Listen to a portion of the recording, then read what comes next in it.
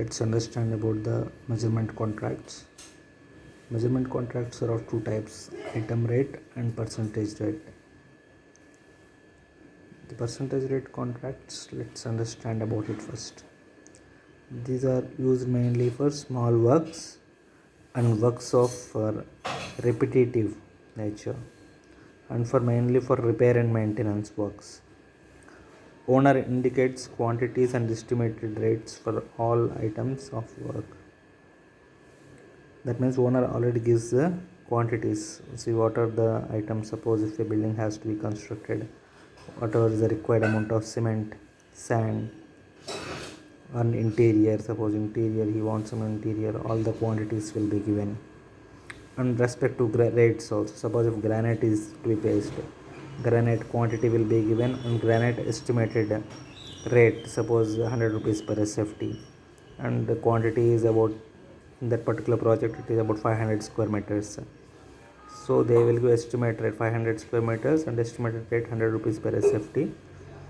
Like that, for every material they will give the quantities and estimated rates they will give. Owner only will give all these things. Estimated cost is reflected in the tender schedule. The tenderer quotes percentage. That means tenderer is nothing but contractor. Contractor will see the estimated cost given by the owner, and he may quote percentage above or percentage below that.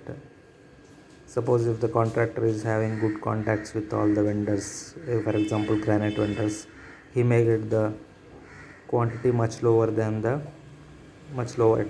price than the owner. Then he will quote percentage below than that rate given by the owner. Payment is made on the actual quantities executed and measured. See, this is a measurement contract. That's where whatever the payment happens, they all will happen as per the measurement only. That means on site, the site engineer will check. They will have a book called measurement book.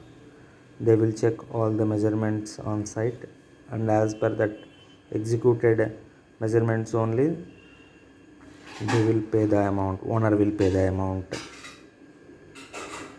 In the measurement contracts only, first part is percentage contract and second part is item rate contract. See, mainly in percentage contract, what happening is owner is only giving the quantities he is giving, estimated rate he is giving. So the task has become easier for the contractor. He is just quoting percentage above or percentage below the estimated rate. But in the item rate contract, what is happening is contractor will give only the quantities. For major works, item rate contracts are adopted. Owner indicates only quantities and units only. That means if it is parapet and all those, it's like railing and all those, it's a running meter. Suppose if it is like granite flooring, it is square meter wise or square feet wise. So only quantities and units for all items of work. Tender quotes rates for each individual item. Okay, that means contractor only, he has to fill that form. He only has to, in the percentage one, the owner is giving the rates initially, but in the item rate contract, contractor only will give the rates.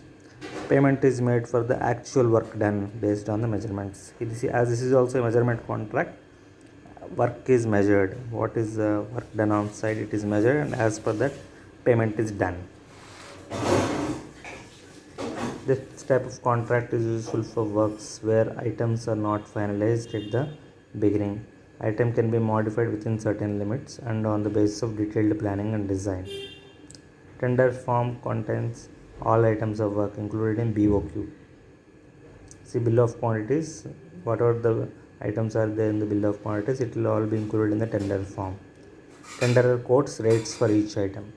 Payment is made on the basis of measurements of work done.